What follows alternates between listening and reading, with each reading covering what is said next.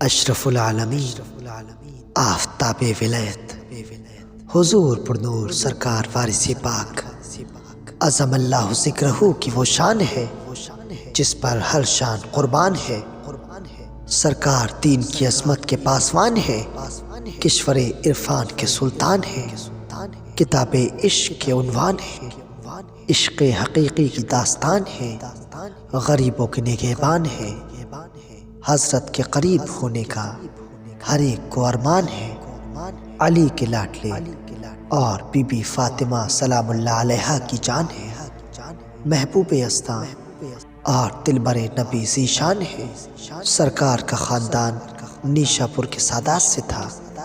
سرکار کے آبا و اجداد زہد و تقویٰ، انکساری، رفاداری، سادگی، صبر و استقلال، توکل، قناعت کے لیے مشہور تھے۔ پنجتن پاک کی محبت اس خاندان کا امتیاز ہے۔ حضرت کے خاندان کے افراد شادی بیاہ میں بڑی احتیاط رکھتے تھے۔ خاندان سے باہر شادی کرنا یا خاندان سے باہر اپنی بیٹی دینا حضور کے آبا و اجداد کسی حالت کسی صورت میں بھی گوارا نہیں کرتے تھے۔ غیر کفو میں خاندان کے کسی فرد کی شادی نہیں ہوئی۔ سید کی پہچان یہ کہی جاتی ہے کہ ان پر آگ کا اثر نہیں ہوتا، چنانچہ امتحان کے طور پر سرکار کے خاندان کے ایک فرد کے دامن پر آگ لگائی گئی، لیکن ہوا یہ کہ آگ ان کے دامن کو نہ جلا سکی۔ حضرت اپنے خاندان کے متعلق فرماتے ہیں، ہمارے خاندان کی بیویاں نظر فاطمہ الزہرا سلام اللہ علیہا کھانے جب جاتی تو پہلے ان کو چونا کھلایا جاتا۔ اگر چونے کا اثر زبان پر نہ ہوا تو ان کو سینگ کھلاتے تھے۔ حضرت کے دادا سید سلامت علی شاہ کمال حقیقت سے آراستہ تھے۔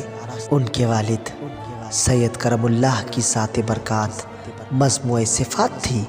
ان کے والد میرا سید احمد اور ان کے والد سید عبدالاحد اور ان کے والد سید عمر نور اور ان کے والد سید العابدین اور ان کے والد سید عمر شاہ اور ان کے والد سید عبد الواحد اور ان کے والد سید عبدالعاد اور ان کے والد سید علاء الدین اعلیٰ بزرگ اور ان کے والد سید عزیز الدین اور ان کے والد سید اشرف ابی طالب کے درس تدریس، رشد و ہدایت اور تعلیم و تلقین کا فیض جاری تھا۔ سرکار کے آبا و اجداد حضرت امام موسیٰ کاظم علیہ السلام کی اولاد میں سے تھے۔ حضرت اشرف ابی طالب نیشا پور سے ترک سکونت کر کے اہل و عیال سمیت ہندوستان آئے۔ حضرت امام موسیٰ علیہ السلام کے مزار انور پر حاضر ہوئے اور عرض کیا، ہم ہندوستان جاتے ہیں لیکن نسب میں داغ نہیں لگائیں گے، اور دعا مانگی کہ ہم کو توفیق دیجیے کہ ہم اس پر کاربند رہیں۔ حضرت اشرف ابی طالب ہندوستان پہنچے اور کنٹور میں مستقل سکونت اختیار فرمائی۔ ایک مدت دراز تک سرکار کے آبا و اجداد نے کنٹور میں قیام فرمایا۔ پھر سید عبدالاحد سے فرمایا کہ کنٹور کے بجائے کہیں اور رہا جائے۔ چنانچہ انہوں نے کنٹور سے سکونت ترک کر کے دیوا کا قصد کیا، جو بعد میں دیوا شریف کہلایا۔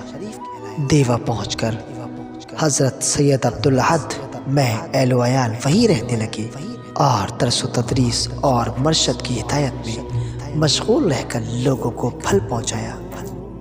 سرکار کے خاندان کے افراد کو دیوا شریف میں بہت عزت کی نگاہ سے دیکھا جاتا تھا۔ سید ہونے کے علاوہ ان کا زہد و تقویٰ، ان کے ساری ایثار و سخاوت، توکل و قناعت جیسی روحانی خوبیاں ان کو ایک اعلیٰ بلند مرتبہ اور مقام دلانے کے لیے کافی تھا۔ سلام ہو اشرف العالمین پر، سلام ہو حضرت عشق علیہ السلام پر۔